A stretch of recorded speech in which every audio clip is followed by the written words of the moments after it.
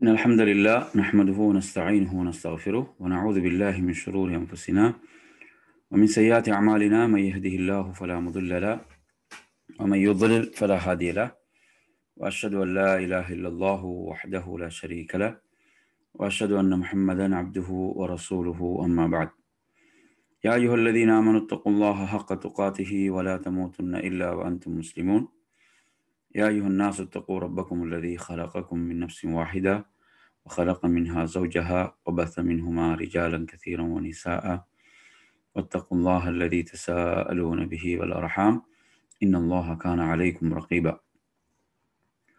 يا أيها الذين آمنوا اتقوا الله وقولوا قولا سديدا يصلح لكم أعمالكم ويغفر لكم ذنوبكم ومن يطع الله ورسوله فقد فاز فوزا عظيما فإن أصدق الحديث كتاب الله وخير الهدي هدي محمد صلى الله عليه وسلم وشر الأمور محدثاتها وكل محدثة بدعة وكل بدعة ضلالة وكل ضلالة في النار.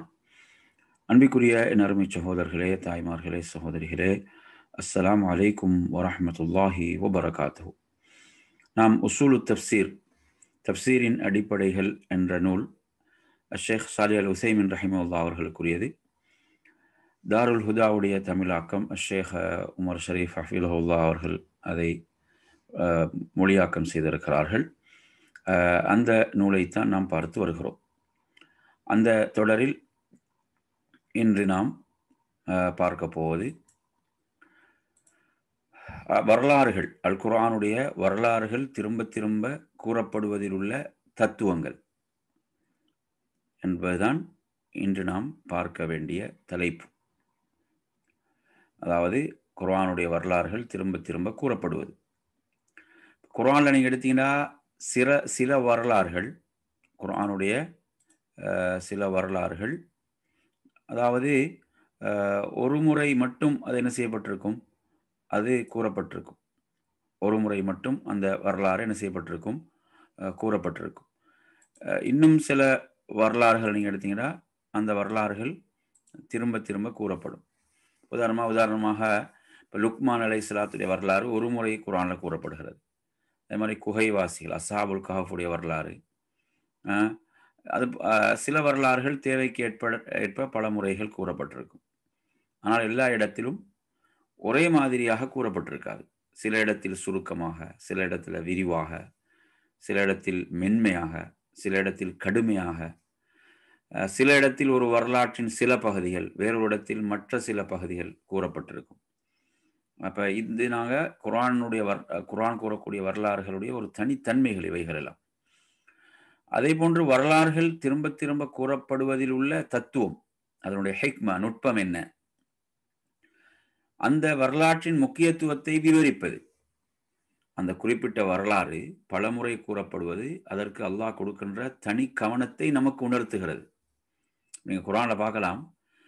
அதாவது இப்லீஸ் ஆதம் அலைஹிஸ்ஸலாத்துக்கு சுஜூத் செய்ய மறுத்த அந்த செய்தி பல இடங்களில் வருவதை பார்க்கிறோம்.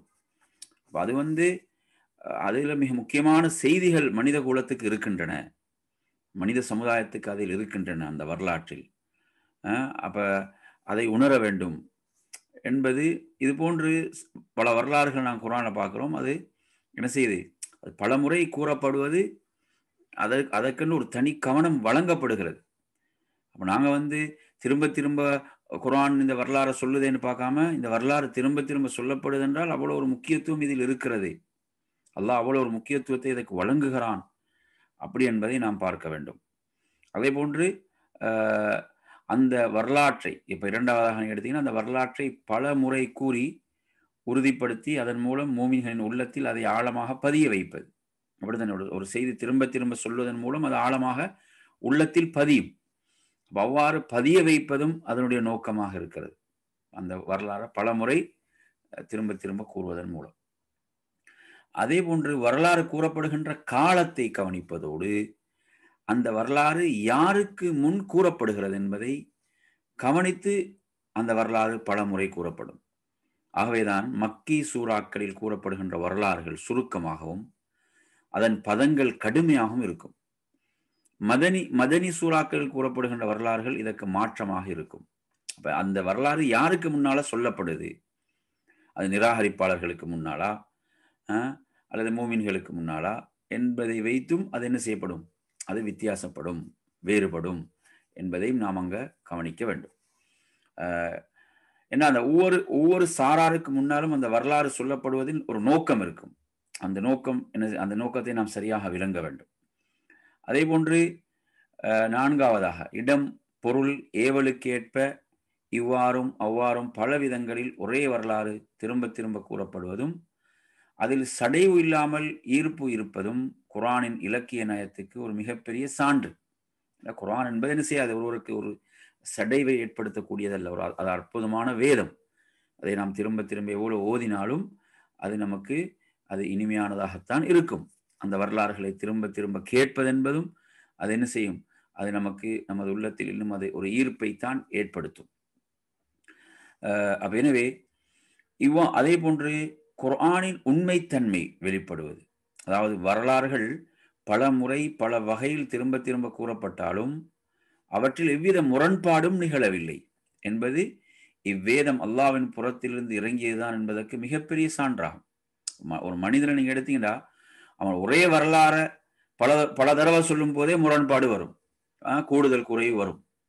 நாங்களே எத்தனையோ பேர் மனிதர்கள் அவங்களோட வாழ்க்கையில் நடந்த சில நிகழ்வுகளை சொல்லும் போது ஒவ்வொரு தடவையும் என்ன செய்வாங்க, அது பல மாதிரி சொல்லக்கூடிய நிலைகளை நாங்கள் பார்க்குறோம். அதில் கூடுதல் குறைவு ஏற்படுவதை பார்க்குறோம். இப்போ குர்ஆன் உண்மைத்தன்மையை நாங்கள் இதிலிருந்து விளங்கலாம். அந்த வரலாறுகள் திரும்ப திரும்ப கூறப்பட்டாலும் அதில் எவ்வித முரண்பாடும் நிகழவில்லை என்பது அது இறைவேதம் என்பது அல்லாஹ்வின் புறத்திலிருந்து அருளப்பட்டது என்பதற்கு அது ஒரு பெரும் சான்றாக இருக்கிறது. சுப்ஹானல்லாஹ். எனவே அடுத்ததாக நாம் இதில் பார்ப்போம் அல் இஸ்ராயிலியாத். இது ஒரு முக்கியமான தலைப்பு. இஸ்ராயிலியாத் என்பது இஸ்ராயிலிய வரலாறுகள் அப்படி என்று சொன்னால், நமக்கு முன்னால் வேதம் கொடுக்கப்பட்டவர்கள் யூதர்கள் மற்றும் கிறிஸ்துவர்கள் வாயிலாக கூறப்பட்ட முந்திய கால வரலாறுகளையும் செய்திகளையும் இஸ்ராயிலியாத், இஸ்ரவேலர்கள் கூறியவை என்று கூறப்படும். இஸ்ரவேலர்கள் கூறியவை என்று கூறப்படும். யூதர்கள் மூலம் கிடைக்கப்பட்ட வரலாறுகள் கிறிஸ்துவர்கள் மூலம் கிடைக்கப்பெற்ற வரலாறுகளை விட அதிகம். ஷேக் சாலிஹ் அல் உஸைமீன் ரஹிமஹுல்லாஹ் அவர்கள் இதை என்ன செய்யறாங்க, குறிப்பிடுகிறார்கள். அடுத்ததாக இவை 3 வகைப்படும். இந்த இஸ்ராயிலியாத் என்பது 3 வகைப்படும். அதாவது இஸ்லாம் ஏற்றுக்கொண்ட உண்மை என்று இஸ்லாமில் அங்கீகரிக்கப்பட்ட செய்திகள் மற்றும் வரலாறுகள். இஸ்லாம் ஏற்றுக்கொண்ட உண்மை என்று இஸ்லாத்தில் அங்கீகரிக்கப்பட்ட செய்திகள் மற்றும் வரலாறுகள். உதாரணமாக இப்னு மஸ்ஊத் ரலியல்லாஹு அன்ஹு அறிவிக்கக்கூடிய ஒரு செய்தி, புகாரில பல இடங்களில் வர ஒரு செய்தி. அந்த செய்தி என்ன என்று பார்த்தீங்கன்னா, யூத மத அறிஞர்களில் ஒருவன் இறை தூதர் ஸல்லல்லாஹு அலைஹி வஸல்லம் வந்து, முஹம்மதே, அல்லாஹ் வானங்களை ஒரு விரல் மீதும் பூமிகளை ஒரு விரல் மீதும் இதர படைப்பினங்களை ஒரு விரல் மீதும் வைத்துக்கொண்டு நானே சர்வ வல்லமையும் உள்ள அரசன் என்று சொல்வான் என நாங்கள் எங்களின் வேத நூலான தௌராத்தில் கண்டோம் என்று கூறினார். இதை கேட்ட நபி ஸல்லல்லாஹு அலைஹி வஸல்லம் அவர்கள் அந்த அறிஞரின் கருத்தை உண்மையென ஆமோதிக்கும் விதத்தில் தம் கடைவாய்ப்பற்கள் அவங்க தெரிய சிரித்தார்கள். பிறகு அல்லாஹ்வுடைய தூதர் எந்த வசனத்தை ஓதினாங்க என்றால், வமா கதருல்லாஹ ஹக்க கத்ரி வல் அர்து ஜமீஅன் கப்தத்துஹு யௌமல் கியாமஹ் வஸ்ஸமாவாத்து மத்வியாத்துன் பியமீனிஹி சுப்ஹானஹு வ தஆலா அம்மா யுஷ்ரிகூன். அவர்கள் அல்லாஹ்வை எவ்வாறு மதிக்க வேண்டுமோ அவ்வாறு மதிக்கவில்லை. மறுமை நாளில் பூமி முழுவதும் அவன் கைப்பிடியில் இருக்கும், வானங்கள் அவனுடைய வலக்கரத்தில் சுருட்டப்பட்டிருக்கும், அவர்கள் இணை வைப்பவற்றிலிருந்து அவன் தூயவன், உயர்ந்தவன். எனவே அந்த யூதன் அந்த உண்மையை அறிந்திருந்தாலும் அது அவர்களுக்கு பயனளிக்கவில்லை. அவர்கள் அல்லாஹ்வை எவ்வாறு மதிக்க வேண்டும் அவ்வாறு மதிக்கவில்லை. இப்போ ரசூலுல்லாஹ் என்ன செஞ்சாங்க, இந்த வசனத்தை தான் ஓதினார்கள். அவருடைய கூற்றை, அந்த யூத அறிஞருடைய கூற்றை அல்லாஹ்வுடைய தூதர் ஏற்றுக்கொண்டார்கள். ஆனாலும் அடுத்து என்ன சொன்னாங்க, அதை அவர்கள் அறிந்து எந்த பயனும் இல்லை. ஏன்? அவர்கள் உரிய முறையில் அல்லாஹ்வை அவர்கள் ஈமான் கொள்ளவில்லை. குர்ஆனுடைய 39 அத்தியாயத்தில் 67 வசனம். அடுத்து 2வது வகை இஸ்ராயிலியாத்தில் நீங்க எடுத்தீங்கன்னா, முதல் வகை என்ன, உண்மை என்று ஏற்றுக்கொண்டவை, உடன்பாடானவைகளாக இருந்தால், ரசூலுல்லாஹ் அதை ஏற்றுக்கொண்டிருந்தால் அவைகள் உண்மையானவைகள். அடுத்து 2வது இஸ்லாம் மறுத்துவிட்ட பொய் என்று இஸ்லாமில் உறுதியாகிவிட்ட செய்திகள் மற்றும் வரலாறுகள். ஆகவே இந்த வகை செய்திகளும் வரலாறுகளும் பொய்யும் வீணானதும் ஆகும். உதாரணமாக ஜாபிர் ரலியல்லாஹு அன்ஹு அறிவிக்கிறாங்க. புகாரில் ஒரு செய்தி வருகிறது. ஜாபிர் இப்னு அப்துல்லா ரலியல்லாஹு அன்ஹு அறிவிக்கிறார்கள், ஒருவர் தம் மனைவியிடம் பின்பக்கத்திலிருந்து உடல் உறவு கொண்டால் குழந்தை மாறுகண் கொண்டதாக பிறக்கும் என்று யூதர்கள் சொல்லி வந்தார்கள். இவ்வாறான ஒரு நம்பிக்கை அவரிடம் காணப்பட்டது. எனவே அல்லாஹ் என்ன வசனத்தை இறக்கினான்? நிசாவுக்கும் ஹர்சுல் லக்கும் வஅது ஹர்சக்கும் அன்னா ஷிஅ்தும். பொருள், உங்கள் பெண்கள் உங்களுக்குரிய விளைநிலம் ஆவர், எனவே உங்கள் விளைநிலத்துக்கு நீங்கள் விரும்பியபடி செல்லுங்கள் என்னும் இந்த வசனம் அருளப்பட்டது. எனவே இவர்களுடைய இவ்வாறான நம்பிக்கைகள் என்னது? தவறானவைகள் என்று மறுத்த இடங்கள். அதே போன்று மூன்றாவது நீங்க எடுத்தீங்கன்னா, இஸ்லாம் மறுக்கவும் செய்யாத ஏற்கவும் செய்யாத செய்திகள், வரலாறுகள். இத்தகைய செய்திகள் விஷயத்தில் நாம் நிதானிக்க வேண்டும். அவசரப்பட்டு அவை உண்மை என்றோ அல்லது பொய் என்றோ நாம் முடிவு செய்துவிடக் கூடாது. அபூ ஹுரைரா ரலியல்லாஹு அன்ஹு அறிவிக்கிறார்கள். இந்த செய்தி புகாரில வருகிறது, 4485வது செய்தி. அதாவது, வேதக்காரர்களான யூதர்கள் தௌராத்தை அந்த ஹிப்ரு மொழியில் ஓதி அதை இஸ்லாமியர்களுக்கு அரபு மொழியில் விளக்கம் கொடுத்து வந்தார்கள். ஹிப்ரு மொழி என்பது அரபு மக்களுக்கு தெரியாது. அதை அவர்கள் ஹிப்ரு மொழியில் ஓதி அதை முஸ்லிம்களுக்கு அரபு மொழியில் விளக்கம் கொடுத்து வந்தார்கள். அப்போது இறை தூதர் ஸல்லல்லாஹு அலைஹி வஸல்லம் அவர்கள் அந்த வேதக்காரர்களை, அவர்கள் உங்களிடம் சொல்வதில் நீங்க என்ன செய்யக்கூடாது, அதை நீங்கள் நம்பவும் வேண்டாம், பொய்ப்பிக்கவும் வேண்டாம். மாறாக முஸ்லிம்களை நீங்கள் சொல்லுங்கள், நாங்கள் அல்லாஹுவையும் எங்களுக்கு இறக்கப்பட்டதையும் உங்களுக்கு இறக்கப்பட்டதையும் நம்பிக்கை கொண்டோம். அதாவது கூலு ஆமன்னா பில்லாஹி வமா உன்ஸில இலைனா, குர்ஆனுடைய வசனம். அப்படி நீங்கள் சொல்லுங்கள், நாங்கள் அல்லாஹுவையும் எங்களுக்கு இறக்கப்பட்டதையும் உங்களுக்கு இறக்கப்பட்டதையும் நாம் நம்பிக்கை கொண்டோம் என்று நீங்க என்ன செய்யுங்க, கூறினார்கள். அவ்வாறு கூறுங்கள். அப்ப இந்த வகை செய்திகளை அறிவிப்பதில் தவறான கருத்து ஏதும் ஏற்பட்டுவிடும் என்ற பயம் இல்லை என்றால் அவற்றை எடுத்து கூறுவது கூடும். அவன் சொல்றது, இவ்வாறான செய்திகள்ல முரண்பாடுகள் இல்லை என்றால் அதை அறிவிப்பதில் என்ன செய்யாது, தவறு இல்லை என்பதையும் இங்கு நாம் புரிந்து கொள்ள வேண்டும். அப்துல்லாஹ் இப்னு அமர் ரலியல்லாஹு அன்ஹு அறிவிக்கக்கூடிய ஒரு செய்தி, அந்த செய்தியை நீங்க புகாரில 3461 பார்க்கலாம். இறை தூதர் ஸல்லல்லாஹு அலைஹி வஸல்லம் அவர்கள் கூறினார்கள், என்னிடமிருந்து ஒரே ஒரு சிறு வசனம் கிடைத்தாலும் சரி, அதை பிறருக்கு எடுத்துரையுங்கள். பல்லிகு அன்னி வலவ் ஆயா. அடுத்து சொல்றாங்க, இஸ்ரவேலர்களின் வாயிலாக கிடைத்த செய்திகளையும் அறிவியுங்கள். எப்படி சொன்னாங்க? வஹத்திஸு அன் பனி இஸ்ராயில் வலா ஹரஜ் என்று சொன்னார்கள். இஸ்ரவேலர்களின் வாயிலாக கிடைத்த செய்திகளையும் அறிவியுங்கள், அதனால் குற்றம் இல்லை. அடுத்து என்ன சொல்றாங்க? எவன் என் மீது நான் சொன்னதாக வேண்டுமென்றே பொய் உரைக்கிறானோ அவன் தன் இருப்பிடத்தை நரகத்தில் அமைத்துக் கொள்ளட்டும். அப்ப பொதுவாக இஸ்ரவேலர்கள் மூலம் அறிவிக்கப்படுகின்ற செய்திகள் மார்க்க அடிப்படையில் நமக்கு பெரும் பலன் உள்ளவையாக இருக்காது. புரிஞ்சா? ஒரு சம்பவம் அல்லது வரலாறு குறித்து மார்க்க விஷயங்களில் நமக்கு தேவையில்லாத ஒன்றாகவே அவர்களின் அறிவிப்புகள் இருக்கும். உதாரணமாக குகைவாசிகளின் நாயின் நிறம் என்ன, குகைவாசிகளுடைய பெயர் என்ன, இப்படி பலவற்றை சொல்லலாம். புரிஞ்சா? அதில் அப்போ குர்ஆன் என்ன செய்யும்? வரலாறுகளை சொல்லும் போது எதில் படிப்பினை இருக்கிறதோ அதைத்தான் சொல்லும். இப்போ நமது மார்க்க காரியங்களை பற்றி அவர்களிடம் நாம் கேட்பது அறவே கூடாது, ஹராமாகும். ஜாபிர் ரலியல்லாஹு அறிவிக்கக்கூடிய செய்தி இமாம் அஹமது இதை பதிவு செய்கிறாங்க. 14631 செய்தியாக. ஆனால் அந்த செய்தியில் என்னது பலவீனம் இருக்கிறது, ஒரு பலவீனம் இருக்கிறது என்பதையும் சொல்லப்படுது. அந்த செய்தியை நான் பார்ப்போம். ரசூலுல்லாஹி ஸல்லல்லாஹு அலைஹி வஸல்லம் கூறினார்கள், வேதக்காரர்களிடம் நீங்கள் எதையும் கேட்காதீர்கள், அவர்களே வழிகட்டு இருக்கும் போது நிச்சயமாக அவர்கள் உங்களுக்கு அறவே நேர் வழி காட்ட மாட்டார்கள். அது முடியாது. ஏன்னா அப்ப அவங்களே வழிகட்டு இருக்கிறாங்க, அவர்கள் எப்படி உங்களுக்கு வழிகாட்டலாம்? அப்ப அவங்கள்ட்ட போய் நீங்க எப்படி செய்தியை கேட்கலாம்? அவர்களிடம் நீங்கள் கேட்டால் ஒன்று ஒரு பொய்யை உண்மை என்று நம்பி விடுவீர்கள். இப்ப அவங்கள்ட்ட நீங்க ஒரு செய்தியை கேட்டா என்ன நடக்கும் என்றதை சொல்றாங்க. ஒன்று ஒரு பொய்யை உண்மை என்று நம்பி விடுவீர்கள், அல்லது ஒரு உண்மையை பொய் என்று மறுத்து விடுவீர்கள். அப்ப நிச்சயமாக மூசா உங்களுக்கு மத்தியில் இப்போது உயிரோடு இருந்தாலும், அதாவது மூசா அலைஹிஸ்ஸலாம் அவர்கள் அவரும் என்னை பின்பற்றுவதை தவிர அவருக்கு வேறு அனுமதி இல்லை. சுப்ஹானல்லாஹ். இப்படி ரசூலுல்லாஹ் சொன்னாங்க.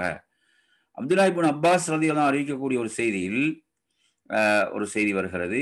இந்த செய்தியை நீங்க எடுத்தீங்கன்னா புகாரில பதிவு செய்யப்பட்டிருக்கக்கூடிய ஒரு செய்தி. அந்த செய்தி என்ன? முஸ்லிம்களை பார்த்து ரசூலுல்லாஹ் சொல்றாங்க, முஸ்லிம் மக்களே, உங்கள் நபி ஸல்லல்லாஹு அலைஹி வஸல்லம் அவர்களுக்கு அல்லாஹ் அருளியுள்ள வேதம் இறை செய்திகளிலேயே புதியதும் கலப்படமில்லாத தூய்மையானதுமாக இருக்கின்ற நிலையில் வேதக்காரர்களிடம் நீங்கள் மார்க்க விஷயங்களில் ஒன்றை பற்றி எப்படி கேட்கிறீர்கள்? பாத்தீங்களா எப்படி ரசூலுல்லாஹ் மிக தெளிவா சொல்றாங்க. ரைட்டா?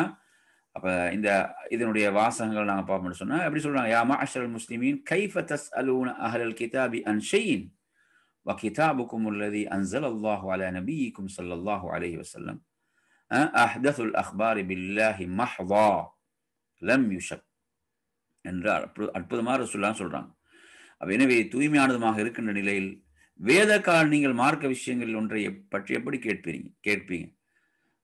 வேதக்காரர்களோ இறை வேதங்களில் வசனங்களையும் வார்த்தைகளையும் மாற்றி திரித்து தம் கரங்களால் எழுதி கொண்ட ஏடுகளை அவை அல்லாஹ்விடமிருந்து வந்தவை என்று கூறுகின்றனர். அதன் மூலம் அற்ப விலையை பெறுகிறார்கள் என்று அல்லாஹ் உங்களுக்கு அறிவித்துள்ளான். உங்களுக்கு கிடைத்துள்ள கல்வி ஞானம் வேதக்காரரிடம் நீங்கள் கேட்டு தெரிவதிலிருந்து உங்களை தடுக்கவில்லையா? அதே நேரத்தில் அல்லாஹ்வின் மீது ஆணையாக அந்த வேதக்காரர்களில் ஒருவர் கூட உங்களுக்கு அருளப்பெற்றுள்ள வேதத்தை பற்றி கேட்பதை நாம் கண்டதில்லை.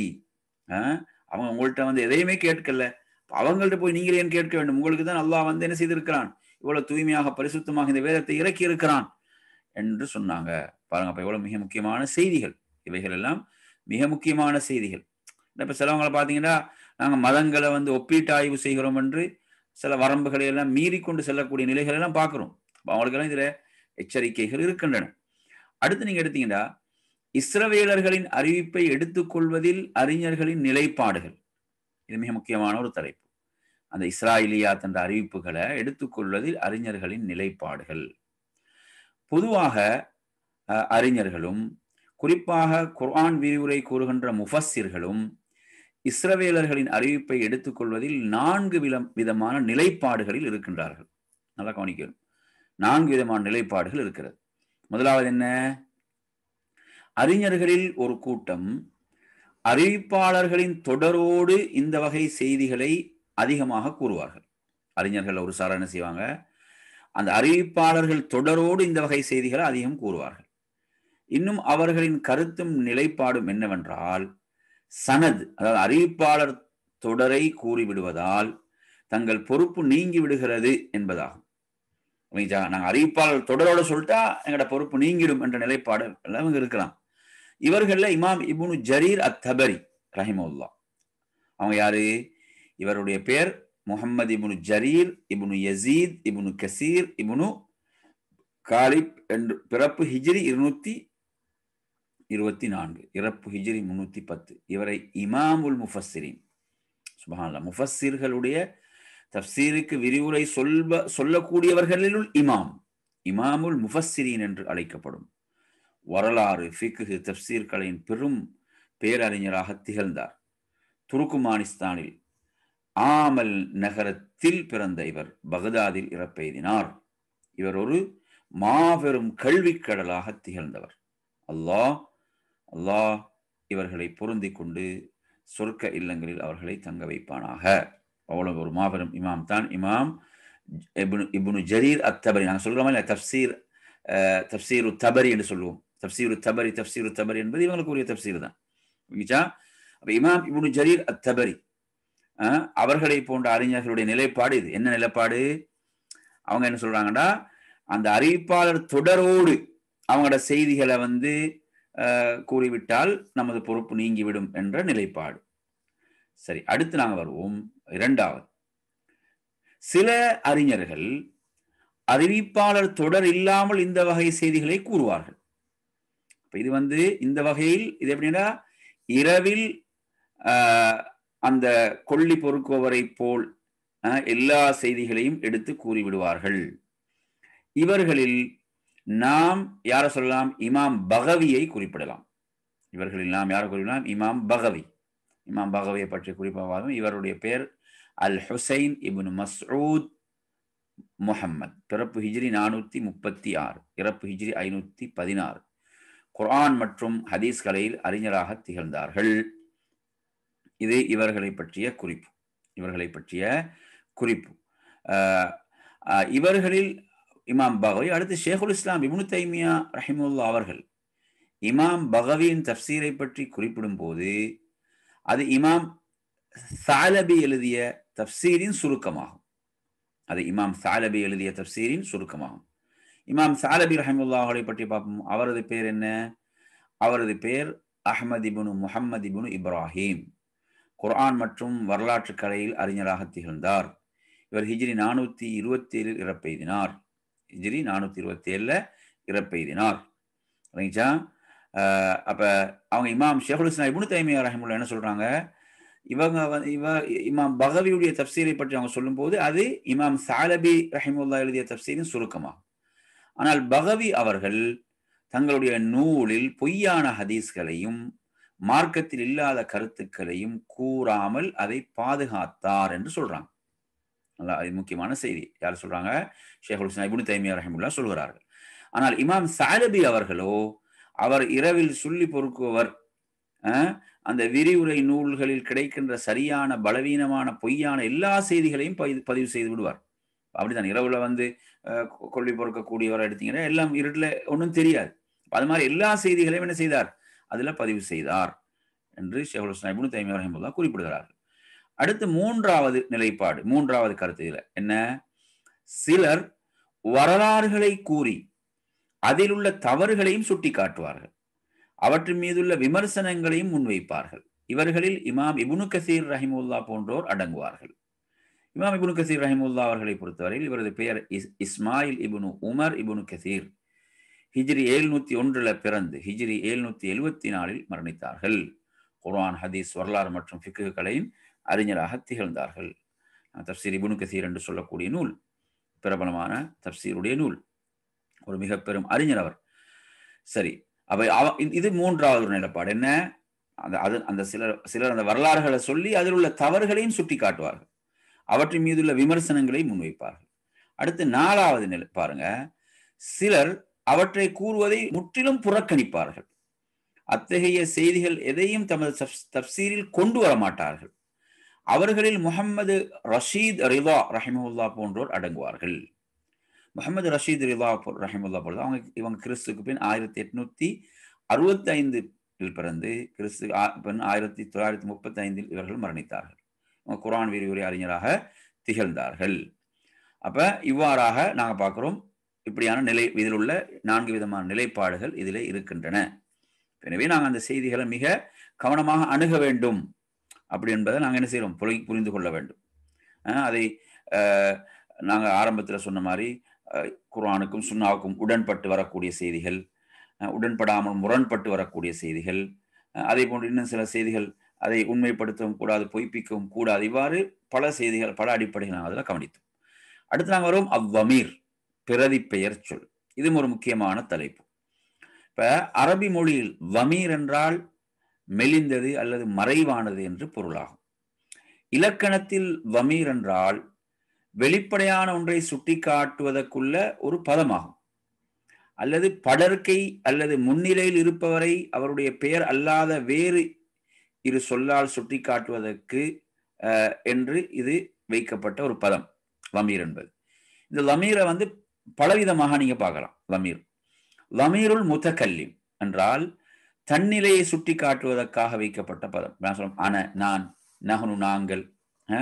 அப்ப லமீருல் முத்தகல்லிம் தன்னிலையை சுட்டி காட்டுவதற்காக வைக்கப்பட்ட பதம். உதாரணமாக அல்லாஹு தஆலா கூறுகிறான், வஉஃபவ்விது அம்ரி இலல்லாஹ், எனது எல்லா காரியங்களையும் அல்லாஹ்விடமே ஒப்படைக்கிறேன். குர்ஆன்ல 40-44 வஉஃபவ்விது அம்ரி இலல்லாஹ், எனது எல்லா காரியங்களையும் அல்லாஹ்விடமே ஒப்படைக்கிறேன். இந்த ஃபிரௌனுடைய சபையில் இருந்த, ஃபிரௌனுடைய குடும்பத்தில் இருந்த அந்த இறை விசுவாசி, இறை நம்பிக்கையாளர் கூறினார் என்றதை நீங்க பார்க்கலாம்.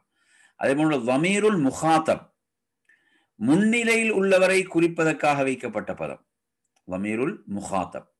உதாரணமாக அல்லாஹு தஆலா கூறுகிறான், சிராத்தல் லதீன அன்அம்த அலைஹிம், அவ்வழி எவர்களுக்கு நீ அருள் புரிந்தாயோ அவர்கள் சென்ற வழி, நீ அருள் புரிந்தாயோ அவர்கள் சென்ற வழி என்று குர்ஆன்ல சூரத்துல் ஃபாத்திஹாவில் வருது. மேற்கூறப்பட்ட 2 வசனங்களிலும் நான் என்ற சொல்லும் நான் என்ற சொல்லும் அதே போல் நீ என்ற சொல்லும் போதும் யாரையும் பற்றி அவை சொல்லப்படுகிறது என்று குறிப்பிடுவதற்கு தனியாக ஏதும் அங்கு அவசியம் இல்லை. அப்படித்தானே? நான் என்று சொல்லும் போதும் அதே மாதிரி நீ என்று சொல்லும் போதும் அது யாரை பற்றி அவை சொல்கிறது என்று குறிப்பதற்கு தனியாக எதுவும் அதில் அவசியம் இல்லை. நமக்கு நல்லா தெரியுது.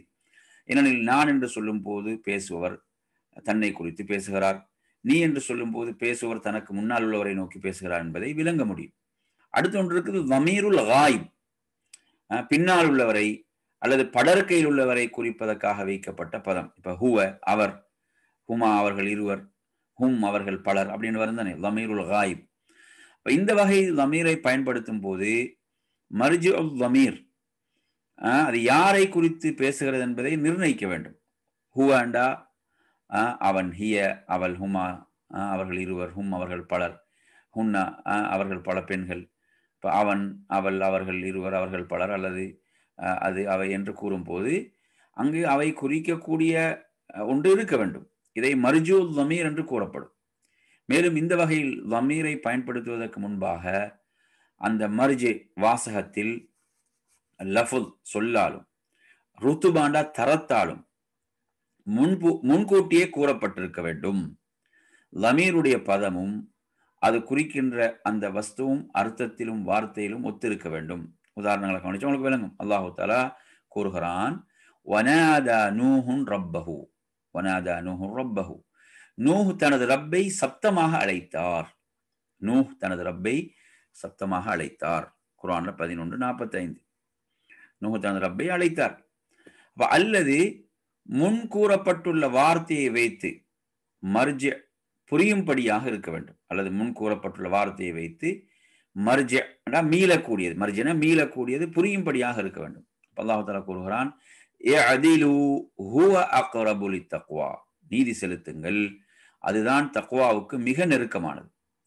அப்ப இந்த வசனத்துல பாத்தீங்கன்னா ஹுவண்டு வருது, அப்படிதானே? இப்போ ஹுவண்டா இங்க வந்து அது, அப்ப அது என்று வருது. அப்ப அது என்ற இப்ப இந்த ஹுவ அது என்று சொல்லப்படும் போது அது என்பது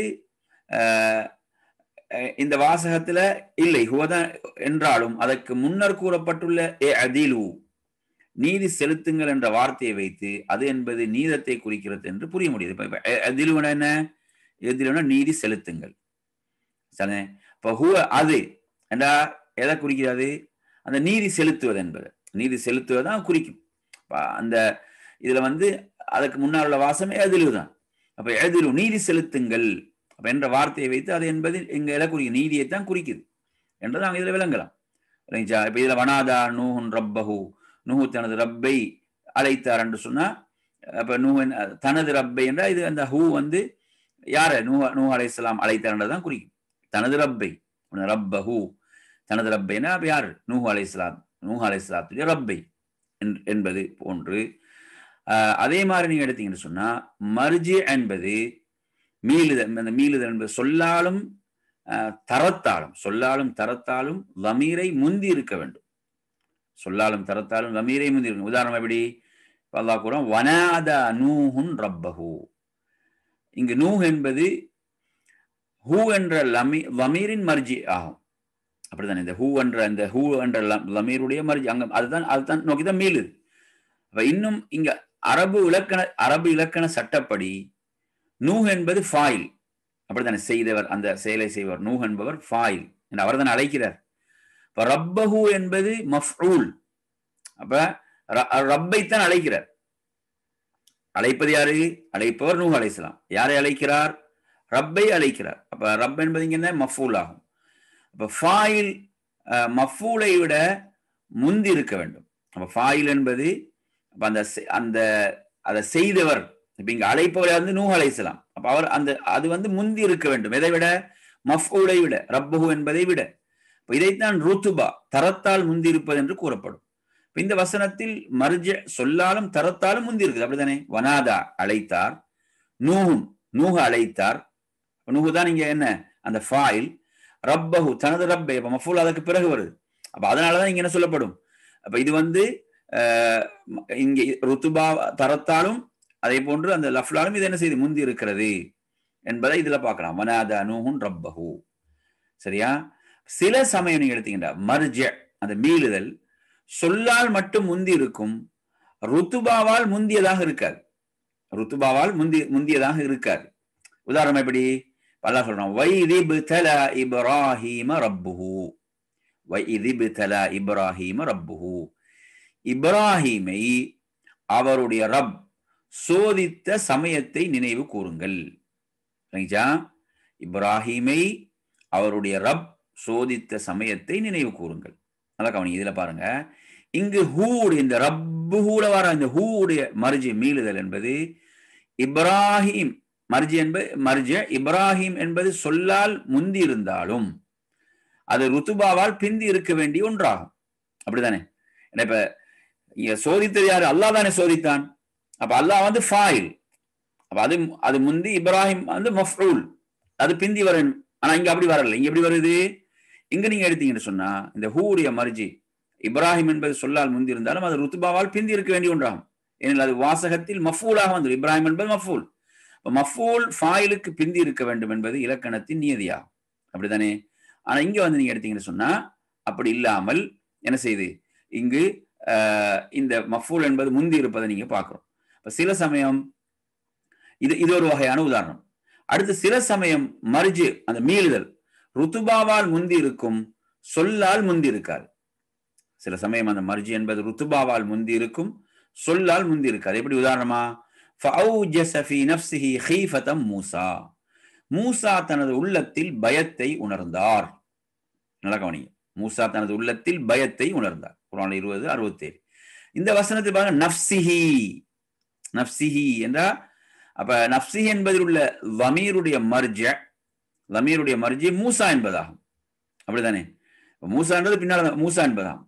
அது சொல்லால் பிந்தி இருக்குது. அப்படித்தானே? ஃபீ நஃப்சிஹி தனது உள்ளத்தில். தனது உள்ளத்தில் யாருடைய உள்ளத்தில்? மூசா அலைஹிஸ்ஸலாம் தனது உள்ளத்தில். அப்ப மூசா எங்க தான் வருது? பின்னாலதான் வருது. மூசா என்பது பின்னால வருது. புரியுதா சொல்றது? அப்ப அது சொல்லால் என்ன செய்யுது? பிந்தி இருக்குது. ஆனால் அது ஃபாயிலாக இருப்பதால் ருத்துபாவில் முந்தி இருப்பதாக எடுத்துக்கொள்ளப்படும். அப்ப பாருங்க, மூசா தனது உள்ளத்தில் பயத்தை உணர்ந்தார். அப்ப தனது உள்ளத்தில் என்று இங்க தனது உள்ளம் என்பது யாருடைய உள்ளம்? மூசாவுடைய உள்ளம். அப்படித்தானே? மூசாவுடைய உள்ளம். அப்ப மூசா பின்னால் வருவதை பார்க்கணும். அப்ப இதுவும் லமீர் இவ்வாறு வரக்கூடிய வகைகள் இவ்வாறும் வரும் என்பதற்கு தான் இந்த உதாரணங்கள் எடுத்து காட்டப்படும். அடுத்து நீங்க எடுத்தீங்கன்னா சில சமயம் மர்ஜி அந்த மீளுதல் வாக்கிய அந்த வாக்கியத்துல அந்த வசனத்தில் சொல்லப்பட்டிருக்காது. ஆனால் அந்த வசன தொடரிலிருந்து அந்த மீளுதல் என்பது புரியப்பட்டதாக இருக்கும். அதை வச்சு புரிந்து கொள்ளலாம். அதை வச்சு என்ன செய்யலாம்? புரியலாம். உதாரணமா பாருங்க, வலி அபவைஹி லிகுல்லி வாஹிதின் மின்ஹும சுதுஸ் மிம்மா தரக இன்கான லஹு வலதுன். அவருடைய பெற்றோருக்கு அவ்விருவரில் ஒவ்வொருவருக்கும் அவர் விட்டு சென்றதில் 1/6 கிடைக்கும், அவருக்கு பிள்ளை இருந்தால். இன்கான லஹு வலத், அவருக்கு பிள்ளை இருந்தால். இது 4வது அத்தியாயத்திலே 11வது வசனம். இந்த வசனத்தை பார்த்தீங்கன்னா வலி அபவைஹி என்பதில் உள்ள இந்த வலி அபவைஹி என்பதில் உள்ள லமீருடைய மர்ஜி வெளிப்படையாக வாக்கியத்தில் கூறப்பட்டிருக்கவில்லை. வெளிப்படையாக கூறப்பட்டதில்லை. அவருடைய பெற்றோருக்கு என்றாலும் வாக்கியத்தின் தொடரில் உள்ள அந்த தரக்க என்ற வார்த்தையிலிருந்து அந்த தரக்க மிம்மா தரக்க, இந்த தரக்க என்ற வார்த்தையிலிருந்து அவருடைய என்பதன் பொருள் இறந்தவருடையது என்று புரிய முடியும். அப்படிதானே? அவருடைய பெற்றோருக்கு அவ்விருவரில் ஒவ்வொருவருக்கும் அவர் விட்டு சென்றதில் மிம்மா தரக்க என்ற அவர் விட்டு சென்றதில், அவர் விட்டு சென்றதில் என்றா யாரு? அந்த மரணித்தவர். விட்டு சென்றதில் 1/6 கிடைக்கும், அவருக்கு பிள்ளை இருந்தால் என்ற அந்த பெற்றோருக்கு 1/6 கிடைக்கும், அவருக்கு பிள்ளை இருந்தால். புரியுதான் சொல்றது? அப்ப இது மாதிரி புரியலாம். அந்த வசனத்தை வைத்து என்ன செய்வது? புரியக்கூடிய அமைப்பு. அதே மாதிரி எடுத்தீங்கன்னா சில நேரங்கள்ல லமீர் அந்த மீளுதல், லமீருக்கும் மர்ஜி அந்த மீளுதலுக்கும் ஒற்றுமை இருக்காது. உதாரணம் அல்லாஹ் சொல்றான் குர்ஆன்ல, வலகத் ஹலக்னல் இன்சான மின் சுலாலத்தின் மின் தீன் ثم جعلناه نطفة في قرار مكين. நிச்சயமாக ஆரம்பத்தில் முதல் மனிதரை களிமண்ணின் மூலச்சத்திலிருந்து படைத்தோம், பின்னர் அதனை நாம் இந்திரியமாக்கி ஒரு பத்திரமான இடத்தில் வைத்தோம். குர்ஆன் 23:12-13. இதில் இங்க பாருங்க, இங்கு ஜஅல்நாஹு சும்ம ஜஅல்நாஹு, பிறகு நாம் அதை என்ன செய்தோம், வைத்தோம். சும்ம ஜஅல்நாஹு, ஜஅல்நாஹு வைத்தோம். இங்கு ஜஅல்நாஹு என்பதில் உள்ள ஹூ என்பதுடைய மர்ஜ இன்சான் ஆகும், மனிதன், அப்படித்தானே, இன்சான். பின்னர் அதை வைத்தோம். சரிச்சா? அப்ப இங்கு ஜஅல்நாஹு என்பதில் உள்ள ஹூ என்பதுடைய மர்ஜ இன்சான், மனிதனாகும். ஆனால் உண்மையில் வைக்கப்படக்கூடியது இந்திரியமாகும், மனிதன் அல்ல. அப்படிதான் வைக்கப்படக்கூடியது என்ன, வைக்கப்படக்கூடியது இந்திரியம் தான், ஆனா மனிதன் அல்ல. ஆனா இந்த ஹூ வந்து எதை பார்த்து மீளும், மனிதனை பார்த்து மீளும். அப்ப இவ்வாறு தொடர்பு இல்லாமல் இந்த அமைப்பிலும் என்ன செய்யும், வரும் என்பதை நாம் புரிந்து கொள்ள வேண்டும். இப்ப மர்ஜி, அடுத்தது மர்ஜியாக இருப்பதை ஒருமையிலும் பன்மையிலும் பொருள் கொள்ளும்படி இருந்தால் அதற்குரிய லமீரை ஒருமையாகவும் வைக்கலாம் அல்லது பன்மையாகவும் வைக்கலாம். நல்லா கவனி, இது முக்கியமான விஷயம். மர்ஜினம் அந்த மர்ஜியா மீளுதல் ஆக இருப்பதை ஒருமையிலும் பன்மையிலும் பொருள் கொள்ளும்படி இருந்தால் அதற்குரிய லமீரை ஒருமையாகவும் வைக்கலாம் அல்லது பன்மையாகவும் வைக்கலாம். உதாரணம் அல்லாஹ் எப்படி சொல்றான் குர்ஆன்ல, وَمَن يُؤْمِن بِاللَّهِ وَيَعْمَلْ صَالِحًا يُدْخِلْهُ جَنَّاتٍ تَجْرِي مِن تَحْتِهَا الْأَنْهَارُ خَالِدِينَ فِيهَا أَبَدًا قَدْ أَحْسَنَ اللَّهُ لَهُ رِزْقًا. எவர் மெய்யாகவே அல்லாஹ்வை நம்பிக்கை கொண்டு நற்செயல்கள் செய்கின்றாரோ அவரை சுவனபதிகளில் புகச் செய்வான். அதில் தொடர்ந்து நீர் அருவிகள் ஓடிக்கொண்டிருக்கும். என்றென்றும் அவர்கள், எப்படி வருது பாருங்க, அவர்கள் என்றென்றும் அவர்கள் அதில் தங்கி விடுவார்கள். நிச்சயமாக அல்லாஹ் அவருக்கு அழகான அருளை புரிவான். சரி, இப்ப இந்த வசனத்துல 65:11 இதுல பாருங்க, இந்த வசனத்துல யுதுஹில்ஹு என்பதில் ஹூ என்று லமீர் ஒருமையாகத்தான் உள்ளது. அப்ப யுதுஹில்னா அவனை நுழைவிப்பான், அப்படித்தானே, அவனை நுழைவிப்பான். லமீர் ஒருமையாக உள்ளது. இதை பன்மையாக ஹும் என்று சொல்லப்பட்டிருந்தால் அதுவும் கூடும். ஏன்னா வாசகத்தில் முதல் பகுதியில் ஒருமையாக கூறப்பட்டு பிறகு பொருளை கவனித்து லமீரை பன்மையாக கூறுவதற்கு உதாரணம், இன்னொரு உதாரணம் கொண்டு வர. இதுல பாத்தீங்கன்னா இது ஹில்ஹு என்று வருது. அதுக்கப்புறம் ஹாலிதீன ஃபீஹா, அதில் அவர்கள் என்றென்றும் நிலையாக தங்கி விடுவார்கள் என்றும் அல்லாஹு தஆலா சொல்கிறான். அதே மாதிரி பாருங்க, வாசகத்தின் முதல் பகுதியில் ஒருமையாக கூறப்பட்டு பிறகு பொருளை கவனித்து லமீரை பன்மையாக கூறுவதற்கு உதாரணம் பாருங்க, பலா மன் அஸ்லம வஜ்ஹஹு லில்லாஹி வஹுவ முஹ்ஸினுன் ஃபலஹு அஜ்ருஹு இன்த ரப்பிஹி வலா ஹௌஃபுன் அலைஹிம் வலா ஹும் யஹ்ஸனூன். உண்மை அவ்வாறல்ல, எவர் அல்லாஹ்வுக்காக நன்மை செய்து தன்னை முற்றிலும் அல்லாஹ்வுக்கு அர்ப்பணம் செய்து விடுகிறாரோ அவருக்கு அவர் செய்யும் நன்மையின் கூலி அவருடைய இறைவனிடம் உண்டு. மேலும் இவர்களுக்கு எத்தகைய பயமும் இல்லை, இவர்கள் துக்கப்படவும் மாட்டாங்க. இவர்களுக்கு பன்மையா வருது. ஆரம்பத்துல ஒருமையில வந்துச்சு, இந்த வசனத்துல ஆரம்பத்துல வஜ்ஹஹு என்பதில் ஹூ என்று லமீர் ஒருமையில் உள்ளது. அப்ப அவரது முகத்தை, வசனத்துல இறுதியில் பாத்தீங்கன்னா அலைஹிம் என்று பன்மையில் லமீராக கூறப்பட்டுள்ளது. பன்மையில் தான் லமீர் வருது, அலைஹிம் அவர்கள். இவ்வாறு குர்ஆனில் பல இடங்களில் கூறப்பட்டிருப்பதை நீங்க பார்க்கலாம். பல லமீர்கள் வரும்போது, அடுத்து பாருங்க, இது ஒரு வகையானது. அடுத்து பல லமீர்கள் வரும்போது அவற்றின் மர்ஜி ஒன்றாக மட்டும் இருந்தால் அந்த லமீர்கள் அனைத்தும் ஒரே விதமாக இருக்க வேண்டும். பல பல மீளுதல்கள் வருது, பல அப்படி வரும்போது அவற்றின் மர்ஜ மீளுதல் என்பது ஒன்றாக மட்டும் இருந்தால் அந்த லமீர்கள் அனைத்தும் ஒரே விதமாக இருக்கணும். இப்போ உதாரணமா அல்லாஹ் குர்ஆன்ல சொல்றான் பாருங்க, அல்லமஹு ஷதீதுல் குவா ذو مرة فاستوى وهو بالأفق الأعلى ثم دنا فتدلى.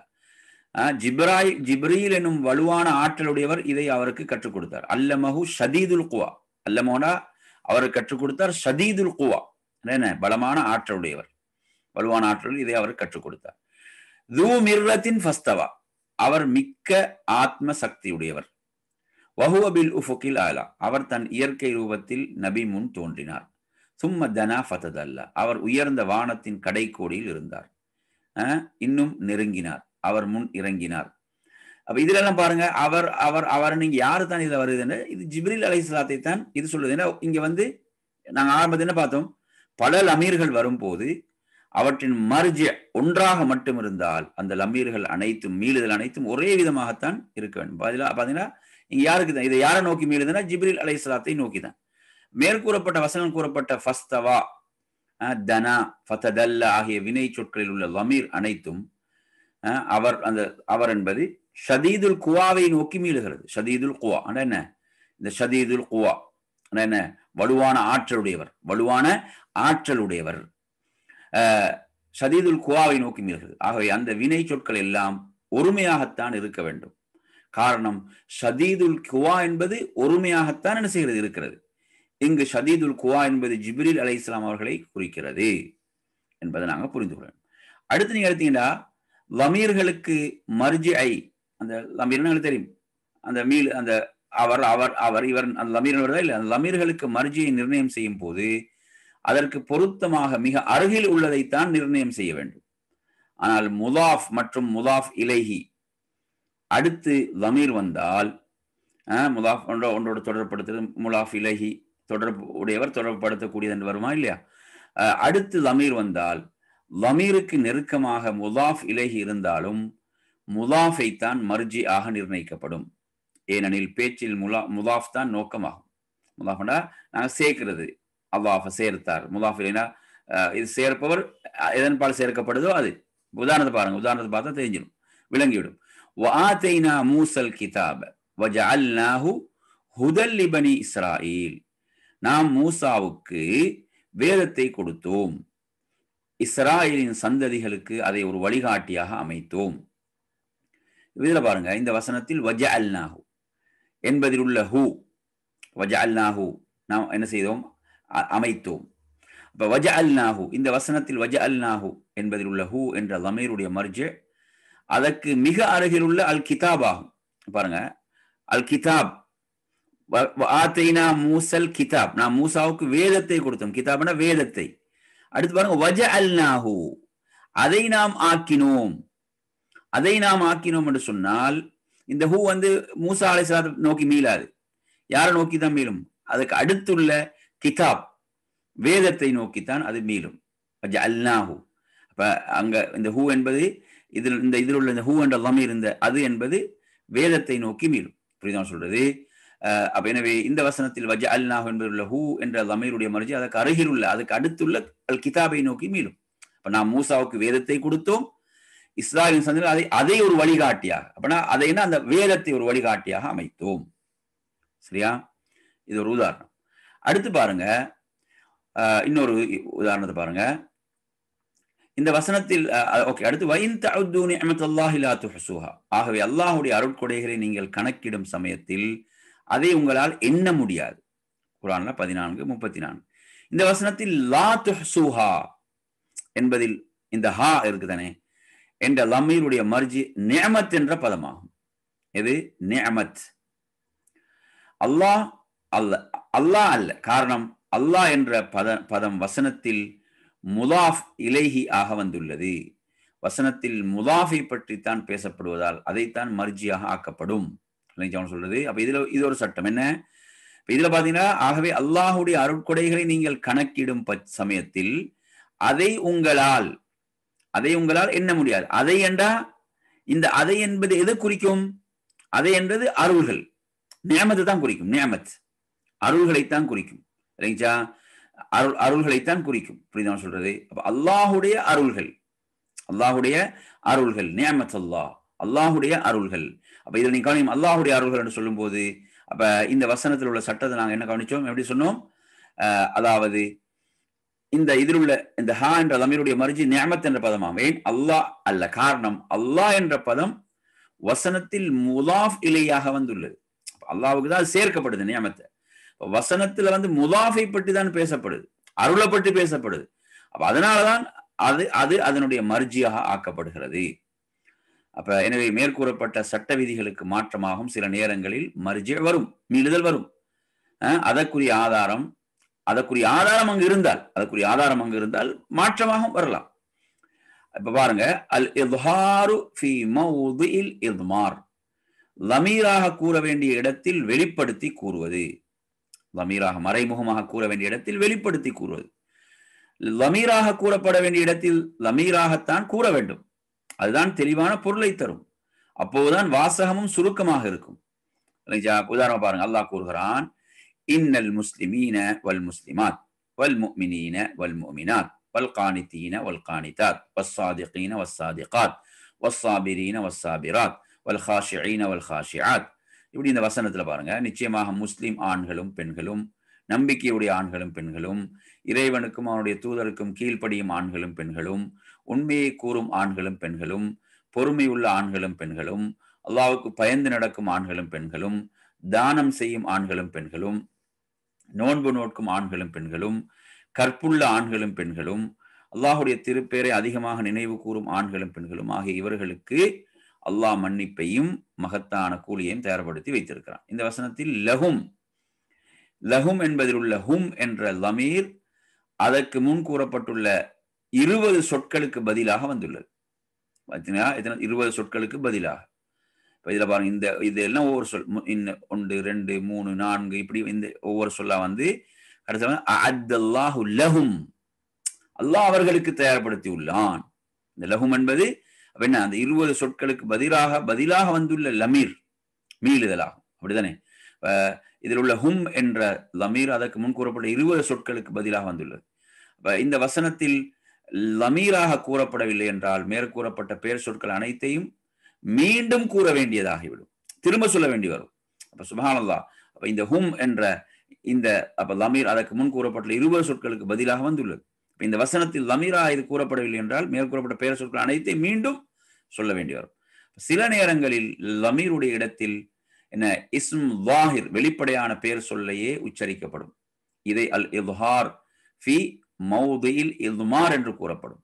இந்த அமைப்பில் கூறும்போது பல பிரயோசனங்கள் இருக்கின்றன. அவற்றை வாசகத்தின் தொடரை கவனித்து நாம் புரிந்து கொள்ளலாம். அந்த பிரயோசனங்களை பாருங்க. சொல்றாரு, லமீருடைய மர்ஜிஆக மீளுதலாக எது இருக்குமோ அதற்கு சொல்லப்பட வேண்டிய மார்க்க சட்டத்தை, மார்க்க நிலைப்பாட்டை இந்த இஸ்ம் ஸாஹிரை வைத்து முடிவு செய்யப்படும். இஸ்மு ஸாஹிர் எங்களுக்கு இந்த வசனத்துல பாத்தீங்கன்னா லஹும் என்பதை வைத்து முடிவு செய்யலாம். யாருக்கு இதுல கூலி வரும், அவர்கள் என்று வருகிறது. அந்த சட்டத்துக்கு என்ன காரணம் என்பதை வெளிப்படுத்தி விவரிப்பது, அந்த சட்டத்துக்கு என்ன காரணம் என்பதை வெளிப்படுத்தி விவரிப்பது இதனுடைய நன்மைகள். அடுத்த இஸ்மு ஸாஹிர் சொல்லக்கூடிய கருத்தை அதற்கு முன் கூறப்பட்ட இஸ்மு ஸாஹிர் என்ற வெளிப்படையான பெயர் சொல், இஸ்மு ஸாஹிர் என்ற வெளிப்படையான அந்த பெயர் சொல் சொல்லக்கூடிய கருத்தை அதற்கு முன் கூறப்பட்ட தன்மையில் உள்ள எல்லோருக்கும் பொதுவாக்குவது. அப்படிதான் இன்னல் முஸ்லிமீன வல் முஸ்லிமாத் அப்படி வந்து அதுல பாத்தீங்கன்னா என்ன இஸ்மு ஸாஹிர் சொல்லக்கூடிய கருத்தை அதற்கு முன் கூறப்பட்ட தன்மையில் உள்ள எல்லோருக்கும் பொதுவாக்குவது. உதாரணமா அல்லாஹ் தஆலா கூறுகிறான், எப்படி மன் கான அதுவல் லில்லாஹி வ மலாயிகத்திஹி வ ருசுலிஹி வ ஜிப்ரீல வ மீகால ஃபஇன்னல்லாஹ அதுவுல் லில் காஃபிரின். உங்கள் எவரேனும் அல்லாஹ்வுக்கும் அவனுடைய வானவர்களுக்கும் அவனுடைய தூதர்களுக்கும் ஜிப்ரீலுக்கும் மீகாயிலுக்கும் எதிரியாகி அவர்களை நிராகரித்து விட்டால் அந்நிராகரிப்பவர்களுக்கு நிச்சயமாக அல்லாஹும் எதிரி ஆவான். இந்த வசனத்தில் அதுவுன் லஹு என்று சொல்லப்பட வேண்டிய இடத்தில் எப்படி மன்கான அதுவல் லில்லாஹி வ மலாயிகத்திஹி, இந்த வசனத்தில் அதுவுன் லஹு என்று சொல்லப்பட வேண்டிய இடத்தில் அதுவுன் லில் காஃபிரீன் என்று சொல்லப்பட்டுள்ளது.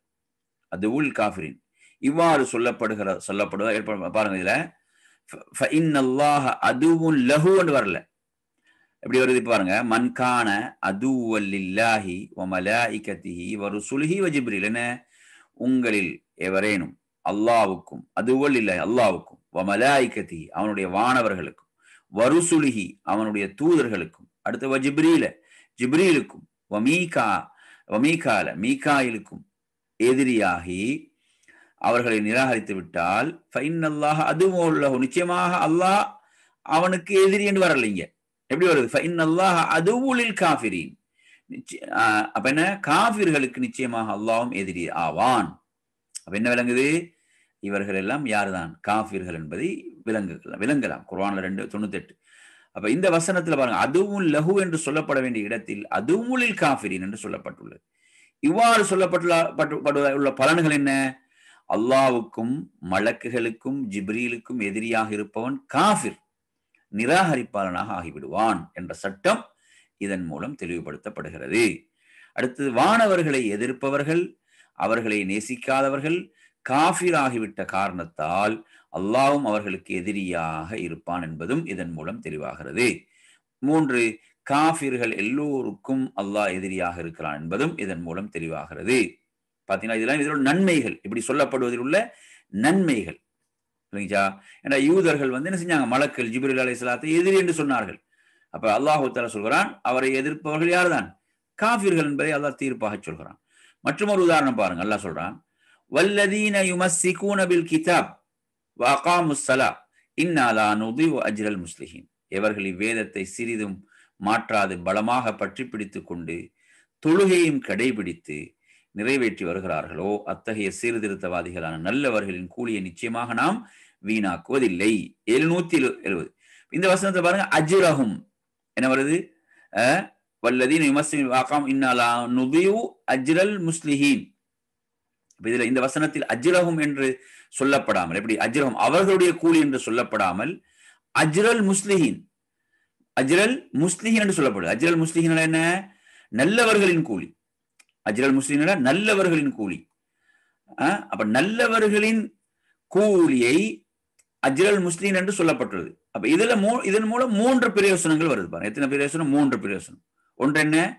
அல்லாஹ்வின் வேதத்தை பற்றி பிடித்து தொழுகையை முறையாக நிறைவேற்றி வருபவர்கள் சீர்திருத்தவாதிகள் என்று முடிவு செய்யப்படுது. அப்படித்தானே? அல்ல எப்படி சொல்ல பாருங்க, இவர்கள் வேதத்தை பற்றி பிடித்து தொழுகையை நிலைநாட்டுகிறார்களோ அப்படிப்பட்ட அந்த சீர்திருத்தவாதிகளுடைய நல்லவர்களுடைய கூலியை நாம் வீணாக்க மாட்டோம். அப்ப அல்லாஹ் எப்படி சொல்றான் அவங்கள பத்தி? அல்லாஹ்வின் வேதத்தை பற்றி பிடித்து தொழுகையை முறையாக நிறைவேற்றி வருபவர்கள் சீர்திருத்தவாதிகள் என்று அல்லாஹ் சொல்கிறான். அடுத்து பாருங்க, அவர்கள் சீர்திருத்தவாதிகளாக இருப்பதால் அல்லாஹ் அவர்களுக்கு தகுந்த நற்கூலியை கொடுப்பான்.